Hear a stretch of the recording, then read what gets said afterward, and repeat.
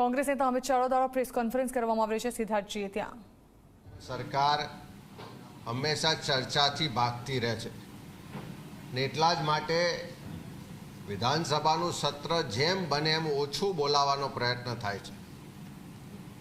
આજે બજેટ સત્ર પછી નિયમોની જોગવાઈ મુજબ 6 મહિના થાય એટલે વિધાનસભા બોલાવી પડે। એના ભાગ સ્વરૂપે આવતા મહિને એટલે કે ઓગસ્ટ મહિનામાં વિધાનસભાનું સત્ર સરકાર બોલાવશે।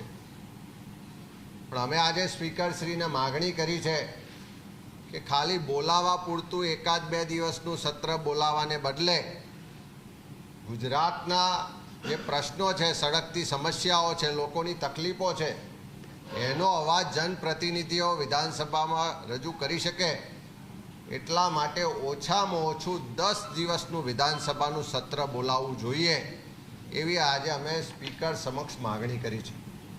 સાથે સાથે હિન્દુ ધર્મ, હિન્દુત્વનો ઠેકો લઈ ને ધર્મના નામે રાજનીતિ કરતી આ ભારતીય જનતા પાર્ટીની આ ડબલ એન્જિન સરકારમાં જે રીતે ગુજરાતમાં ગોચરો ઉદ્યોગપતિઓને પધરાવી દેવામાં આવ્યા, ગાય માતાના નામે મત તો લીધા પણ ગાય માતાને ભૂખી રઝળતી રખડે એવી સ્થિતિનું નિર્માણ કર્યું।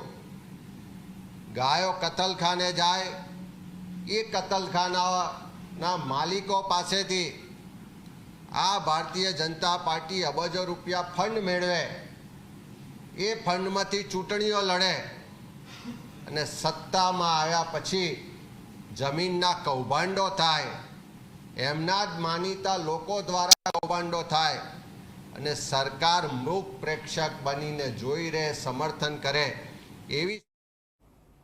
તો આ હતા અત્યાર સુધીના તમામ ખાસ સમાચાર। વધુ સમાચાર વિસ્તારથી જોવા માટે